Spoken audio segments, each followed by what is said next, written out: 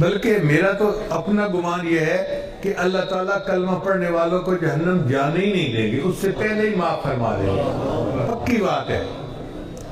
ہمارے علاقے میں ایک پیر صاحب آئے تو انہوں نے سوچا کہ میں اپنے مریدین کو نماز کی تلقین کروں، نیکی کی تلقین کروں، دیہاتی لوگ ہیں، سمجھ تو ان کو ہے کوئی نہ۔ چنانچہ انہوں نے مسجد میں اعلان کروایا تو دیہات کے کوئی 100 بندے مسجد میں آ گئے۔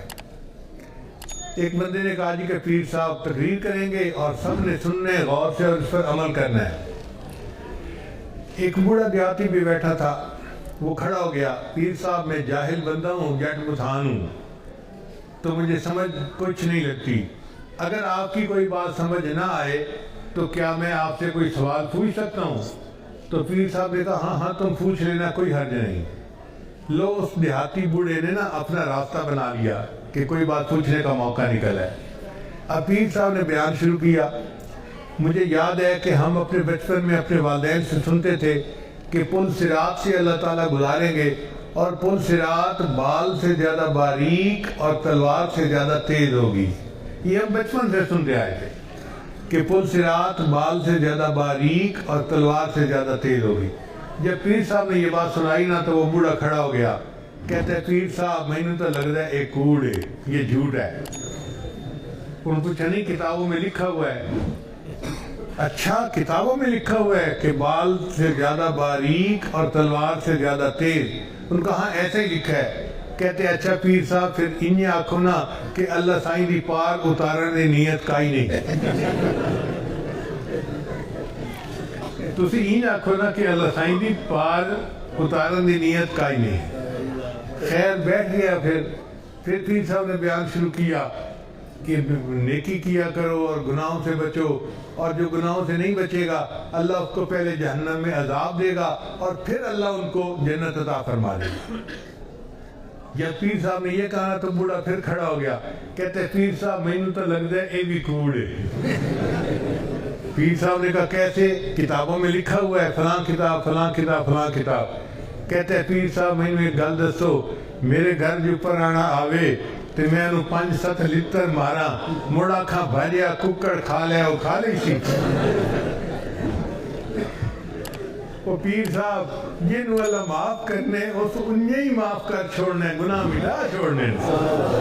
اگر ایک دیہاتی کا یہ یقین اور حسن ظن ہے اللہ کے ساتھ کہ اللہ نے معاف کرنا ہے تو معاف کر ہی دینا ہے، اس نے کوئی نہیں گناہ کی سزا دینی، تو واقعی معاملہ ایسا ہے۔ اسی لیے نبی صاحب نے فرمایا کہ تمہیں اس حال میں موت آئے کہ تمہیں اللہ کے ساتھ حسن ظن ہو کہ اللہ معاف کر دے گا۔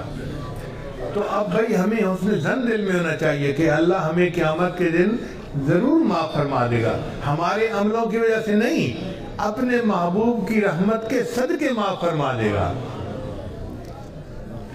آہ جاتی ہے اثر کو کھینچ لانے کے لیے، بادلو ہٹ جاؤ دے دو راہ جانے کے لیے۔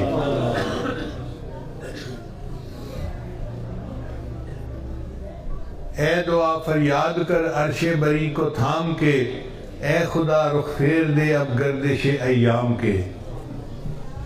خلق کے راندے ہوئے دنیا کے ٹھکرائے ہوئے، آئے ہیں اب تیرے در پر ہاتھ پھیلائے ہوئے۔ حق پرستوں کی اگر کی تو نے دل جوئی نہیں، تانا دیں گے بت کے مسلم کا خدا کوئی نہیں۔ خار ہیں بدکار ہیں ڈوبے ہوئے ذلت میں ہیں، جو بھی ہیں مولا تیرے محبوب کی امت سے ہیں۔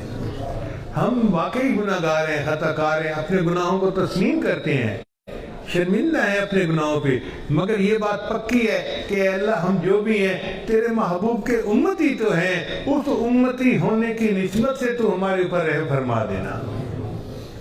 اب آپ بتائیے کہ جب اللہ تعالیٰ کی رحمت اس طرح قیامت کے دن تقسیم ہوگی تو پھر کون ہے جو کلمہ گو ہو اور وہ بچ جائے مغفرت ہونے سے؟ ہو ہی نہیں سکتا، ہر بندے کی مغفرت ہوگی۔ اس سے مفسرین نے لکھا ہے کہ اللہ تعالیٰ بندوں سے حقوق العباد کا حساب لیں گے۔ حقوق العباد یعنی بندوں کے جو حق ہیں، ہم دوسروں کا دل نہ دکھائیں، دوسروں کو ایذا نہ پہنچائیں، ان کی غیبت نہ کریں، ان پہ الزام تراشی نہ کریں، ان کے ساتھ اچھا سلوک رکھیں۔ جس نے حقوق العباد پورے کر لیے تو اللہ تعالیٰ کو فرشتے بتائیں گے کہ یا اللہ ہم نے حقوق العباد کا حساب لے لیا، اب ان کے اوپر صرف حقوق اللہ والے گناہ باقی ہیں۔ جب وہ کہیں گے نا ان کے اوپر حقوق اللہ والے گناہ باقی ہیں، اللہ فرمائیں گے ان کلمہ گو لوگوں سے مجھے اپنے حق کا حساب لیتے ہوئے حیات ہی ہے، جس نے کلمہ پڑھا کہہ دو کہ بلا حساب جنت چلا جائے۔ ربما یود الذین کفروا لو کانوا مسلمین، یہ وہ وقت ہوگا کہ جب کافر بھی تمنا کریں گے اے کاش ہم نے بھی کلمہ پڑھا ہوتا، اس کلمے کی برکت سے ہمیں بھی جنت مل جاتی۔